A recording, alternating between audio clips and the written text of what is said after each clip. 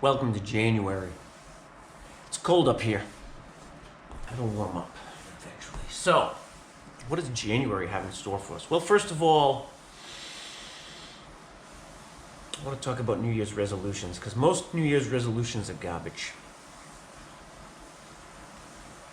We approach some of our goals for ourselves and what we approach our goals all wrong.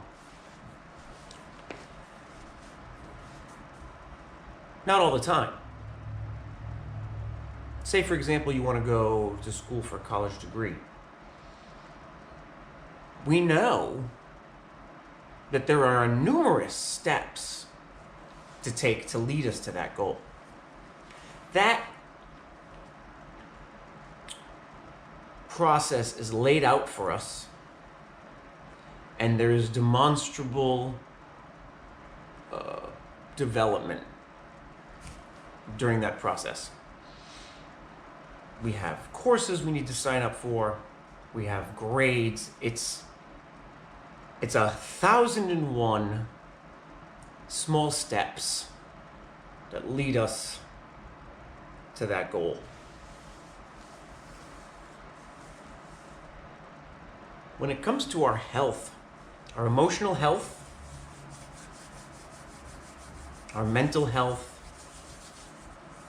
our physical health, right? How we interact with others, how we interact with ourselves, and how this vessel functions. We don't do that. We know that there are steps, but the progress is not as easily defined. There are more setbacks. It is difficult. And so we don't do it. It's difficult to challenge our own emotions. It's difficult to consider that if we get mad at someone, the fault might be with us. The fault might be with them. The fault might also be with ourselves.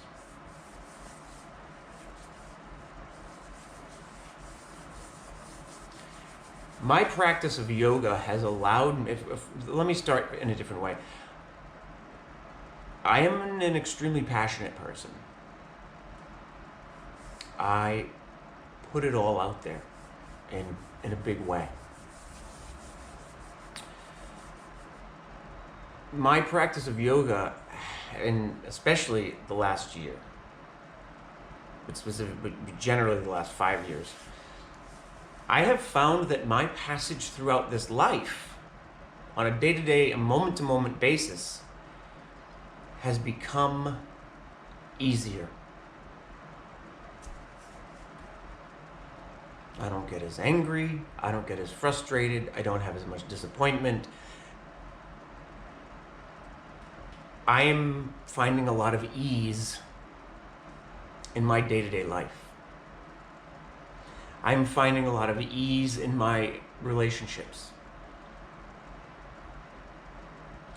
A daily practice of asana, 6 sun salutations, is my choice, my preference. A daily practice of sun salutations makes my body feel better all the time. And it allows my body to move throughout this life with more ease.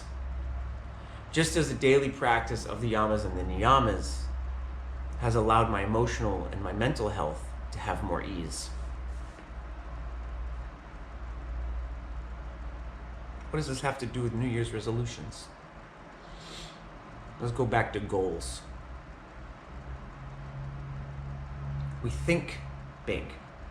Sometimes we think too big. You have a situation where you tell yourself you want to be more healthy, or you want to lose weight, or you want to get in shape, or you want to tone up, or you want to work out more. And the first couple of weeks it's great, but then at some point, especially January, February, March is rugged. January, February, March in New England is garbage. It's wet, it's cold, it's miserable.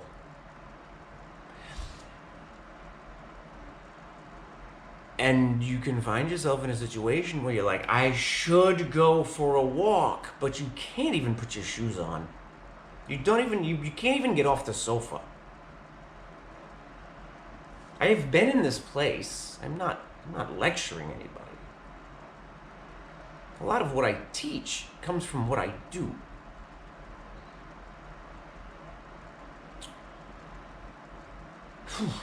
It's putting on shoes to go for a walk can feel like a lot. And this is what I mean when I mean our goals are too big. This January for us in this space is going to be about our goals and our actions. We'll have asana practice as we always do.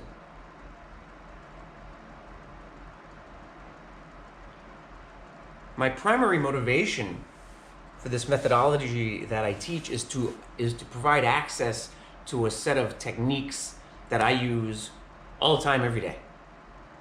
It doesn't matter if I gotta go grocery shopping, or I gotta do my taxes, or I gotta plan a 2-hour workshop. I use a specific series of techniques that I've developed over my lifetime to help me navigate the emotional and mental roller coaster of adversity and monumental tasks, huge problems.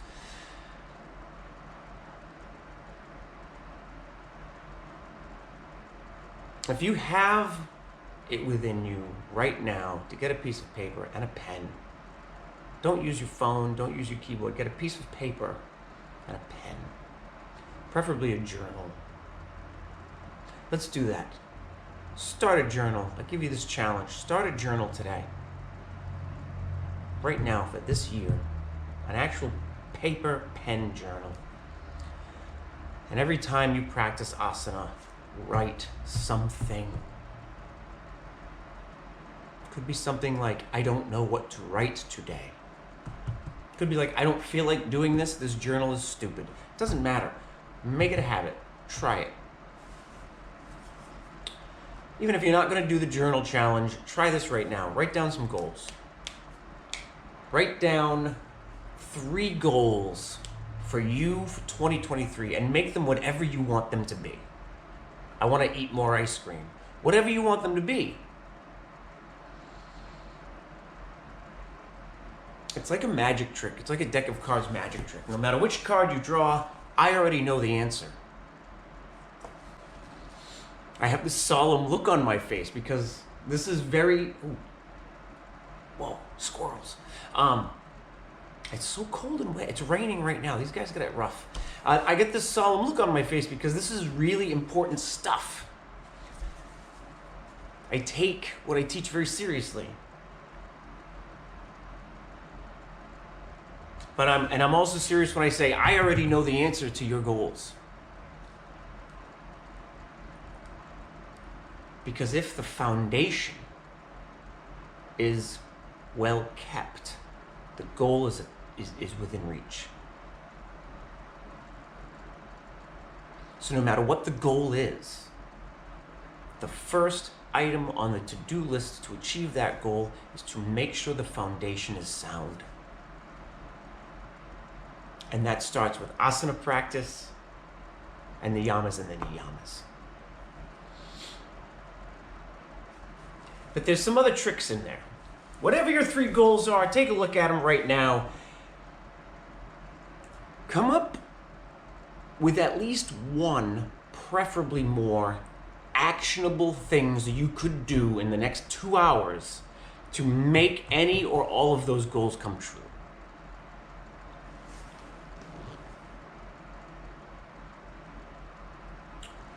If our goal is to be more fit and our body aches from daily work. Gentle asana practice can help us feel better in our body so that when we want to go and do resistance training, we can get more out of that space. If your back and shoulders hurt because you were working above your head all day, you don't want to go to the gym.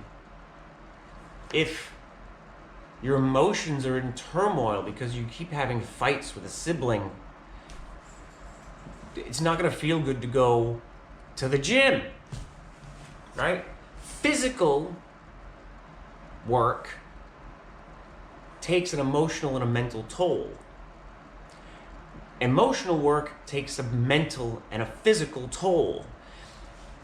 And mental work takes a physical and emotional toll. Our three energetic bodies, there's more to it than that, but basically our three energetic bodies, four if we want to talk about pranayama, and we're going to talk about pranayama, just not this second. They're all interconnected. Asana practice can give us tools to make those energetic bodies feel better. So whatever your goals are, you maybe came up with some actionable items. I want you to take the goals and get rid of them. Make your actionable items your goals. I'll give you an example. If one of your goals is to read more, and an actionable item you have is take a book off the shelf and read it. Well, if you make take a book off the shelf and sit and read it your goal, and it's an actionable item, well then while you're doing it, you're accomplishing your goal. This is the difference between a static goal and an actionable goal. A static goal is read more, get in shape, socialize more. These are static goals. Actionable goals are things that you engage in, and then while you're engaging in them, you're accomplishing your goal. It sounds like semantics. Maybe it is, but it's relevant and it works. I teach this in person, in other venues, and I've had excellent success, and this is a technique that I use for me all the time.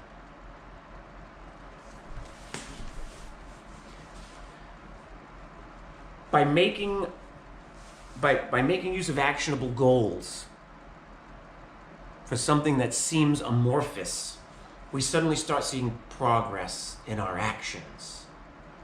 See, if our goal is get in shape and we go for a walk, it takes a lot of walking. It's taking you this amount of time, however you old right now, it's taking you all the way up till right now to have this body.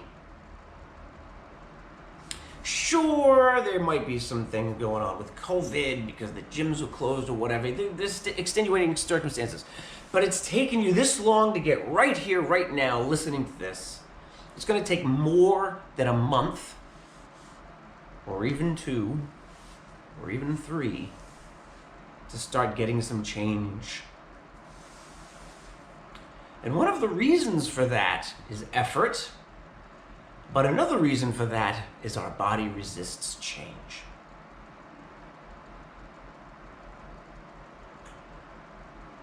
When we plateau, that is a time to rejoice. Like seriously, that is a time to rejoice. And we dread that. Those of us who have gone to the gym, those of us who have done resistance training or bodybuilding, or even any skill, when we plateau, it's not like society. Go look online. It's not typically considered a thing to rejoice about. Why do I say rejoice? Because it means your body has adapted. A plateau means progress. A plateau means you said, I wanna build more muscle. And you've engaged in something and you've built more muscle.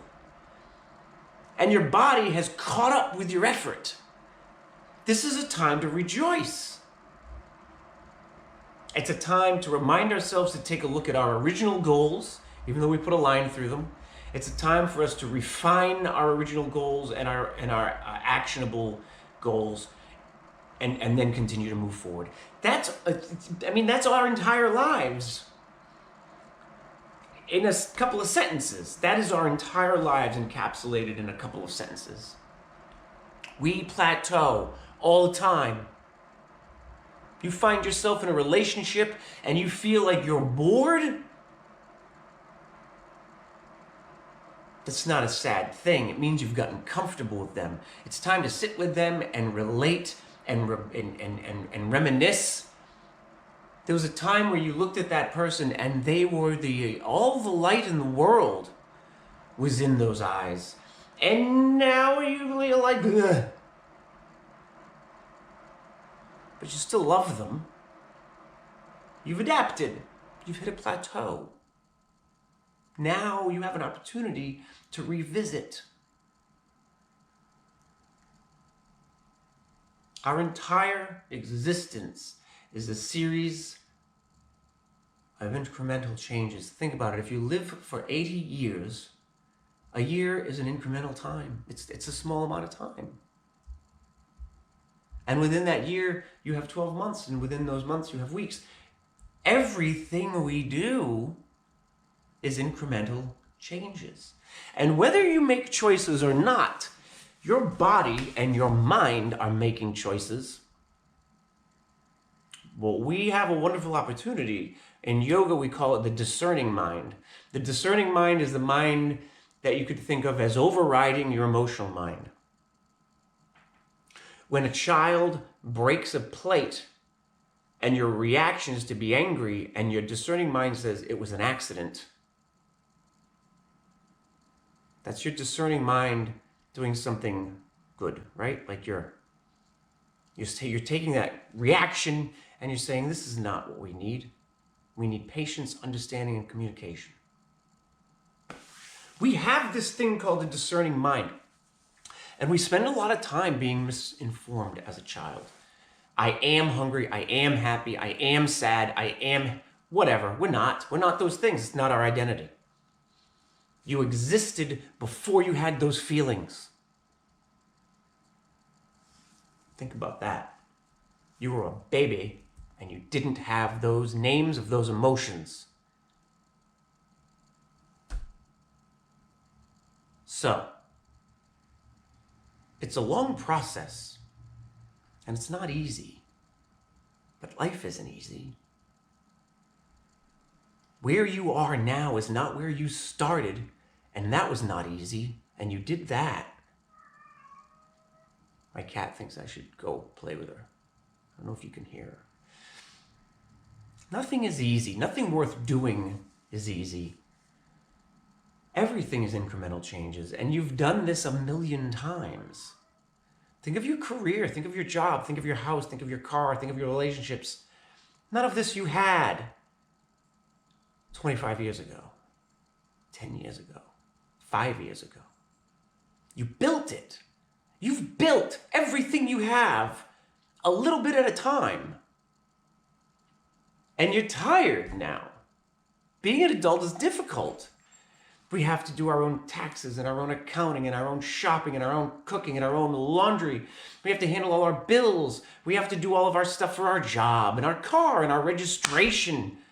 Oh my God, insurance, and my house needs to be painted and my lawn needs to be mowed, and I gotta go to the store and get stamps. I forget to get milk. There's no cream for my coffee.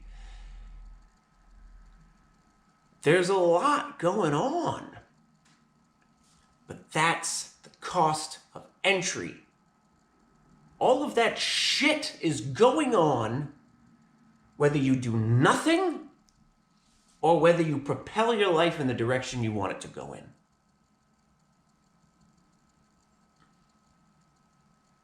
So think about your goals.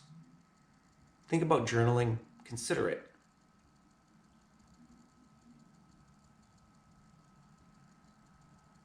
Think about what you can do if you knew everything you know now 25 years ago. Because in 25 years, you're going to think that. I'll see you on the flip side.